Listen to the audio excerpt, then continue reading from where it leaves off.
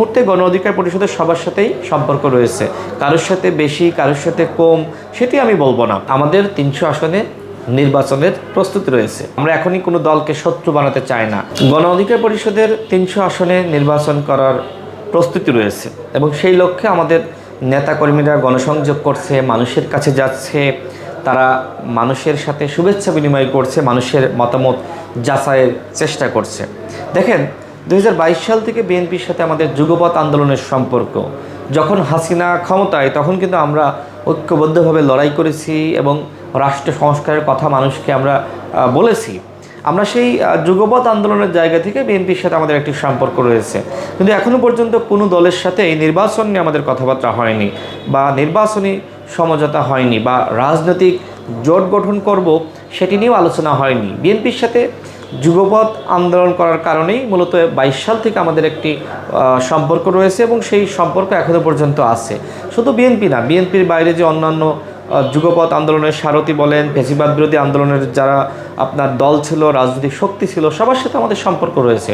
এমনকি এনসিপির সাথে তো আমাদের সম্পর্ক রয়েছে। এনসিপি গঠন হওয়ার আগে তারা আমাদের সাথে একাধিকবার বসেছে। 2018 সালের কোটা সংস্কার আন্দোলন থেকে শুরু করে ডাকসু নির্বাচন, ছাত্র রাজনীতি, অসংখ্য আন্দোলন, এনসিপির যারা সংগঠক তাদের অনেকের সাথে আমাদের কিন্তু সেই ধরনের সম্পর্ক এবং পথচলা রয়েছে। এবং আপনার অন্যান্য ইসলামিক দল যারা রয়েছে তাদের সাথেও একসাথে মাঠে আন্দোলন করার সুযোগ বা সে ধরনের একটা পরিবেশ কিন্তু ছিল বা আমরা একসাথে আন্দোলন করেছি। সুতরাং এই মুহূর্তে গণ অধিকার পরিষদের সবার সাথেই সম্পর্ক রয়েছে, কারোর সাথে বেশি কারোর সাথে কম সেটি আমি বলবো না।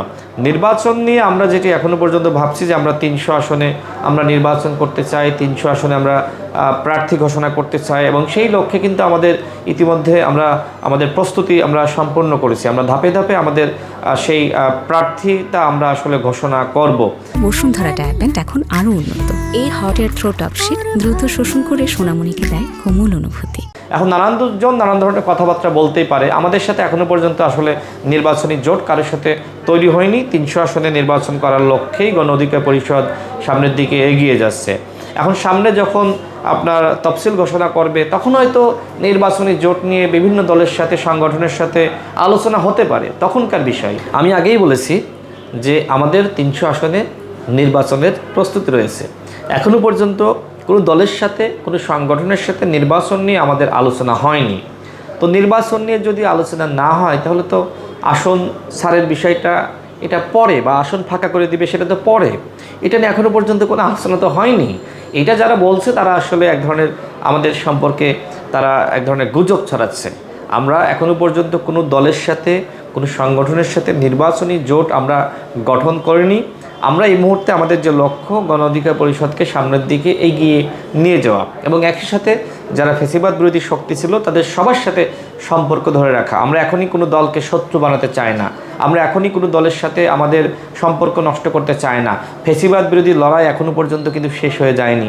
হাসিনা পালিয়ে গেছে, কিন্তু হাসিনার যে ফ্যাসিবাদতন্ত্র সেটা এখনও পর্যন্ত সচিবালয়ে বলেন, পুলিশে বলেন, বিভিন্ন দপ্তরে, সেক্টরে সর্বত্র কিন্তু হাসিনার ফ্যাসিবাদতন্ত্র রয়েই গেছে।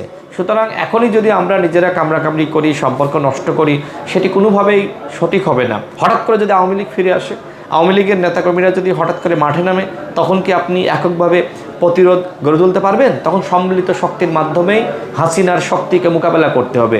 আর এই জন্য আমাদের দরকার সবার মধ্যে সম্পর্ক, সবার মধ্যে সমঝোতা, সবার মধ্যে পারস্পরিক ভেদাভেদ ভুলে যতটা ঐক্যবদ্ধ থাকা যায় সেই একতা আমাদের ভিতর থাকতে হবে। এখন আমরা একতা বদ্ধ শক্তি আমরা যদি এখনই বিচ্ছিন্ন হয়ে যাই, এখন যদি আমরা কামড়াকামড়ি করি, সেটি কোনোভাবে আসলে নতুন বাংলাদেশের জন্য কাঙ্ক্ষিত হবে না।